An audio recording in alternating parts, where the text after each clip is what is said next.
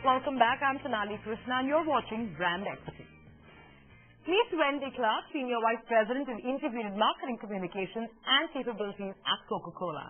I caught up with Wendy to chat about the changing marketing model, benefits of having a global positioning, and Coca-Cola's experiments with social media. And Wendy sure does have a very interesting point of view. Thank you so much for joining us. Wendy, truly a pleasure to have you on Brand Equity. Thank you for having me. Wendy, what kind of challenges do you see for Coca-Cola as this whole health and fitness wave hits the entire world? Well, as a brand and as a company, we've got many options. We actually see ourselves being very much part of that conversation. So we really want to get into the conversation and talk about the ingredients in our beverages and talk about what the right consumption level looks like and talk about energy balance and the use of calories. We all need calories. Just how many do we need? So we're really trying to be very transparent and really participate in that dialogue now. So isn't that a little odd for you and puts you in a very sticky situation? Because on one hand, you talk about, how much to consume, the right amount to consume, etc. And on the other hand, you're also balancing the fact that you need to increase consumption. So how does that balance work? Well, I think the balance works when you look at a market like in India. Right. There's so many more parts of India for us to move into. So we're in a very small part of the country overall right now. So I think a lot of our volume will come from increasing and expanding our footprint in a country like India where our per caps will grow simply by being more available, having better distribution. So that's where our growth is going to come from. I'm glad you brought up India. So if you look at the Indian market, I don't think Coca-Cola has really managed to be as popular as, let's say, your biggest rival Pepsi, or for that matter, Thumbs Up. And Thumbs Up, I know, is part of your portfolio, so that's, good stuff for you.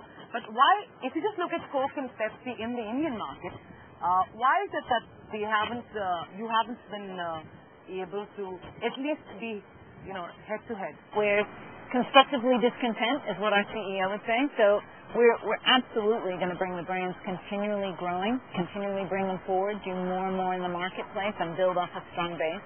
As you mentioned, Thumbs Up is the most popular brand in the country. Number two to that is Sprite, which is also in our portfolio. So we're very fortunate to have, several brands that are very, very popular, and we're going to continue to deliver those based on the consumer desires and needs in India. Thumbs Up is the most popular drink in India, like you've already mentioned. Hasn't it ever occurred to you, haven't you thought that, maybe it would be a good idea to look at taking Thumbs Up international into other markets? We always look at that. So one of the best examples of taking a great innovation and taking it other places is Minute Maid Pulsi, which you would also know in our portfolio in India, is our most recent billion-dollar brand.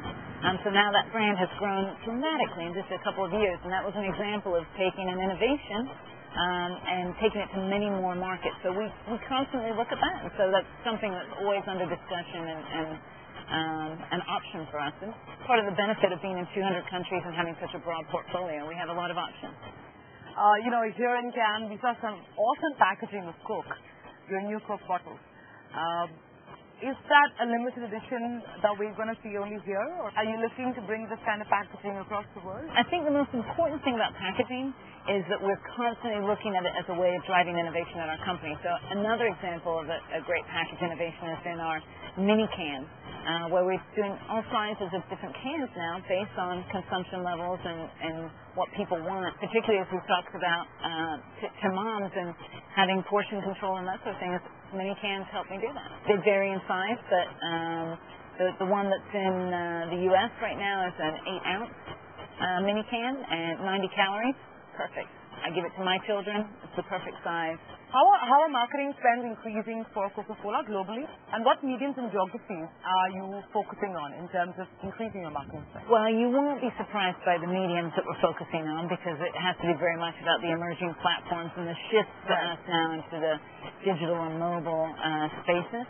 And that is sort of an interesting way to think about when you think about spending, because increasingly as we look at those platforms, particularly in the earned media space and owned media space, there's not really an inherent cost.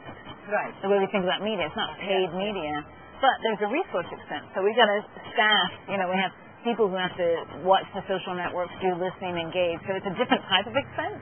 But so our models are shifting and changing a lot with that. So, correct me if I'm wrong, Wendy.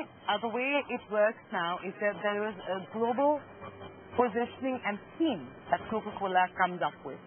The theme is then, sent across different markets and customized locally. Absolutely.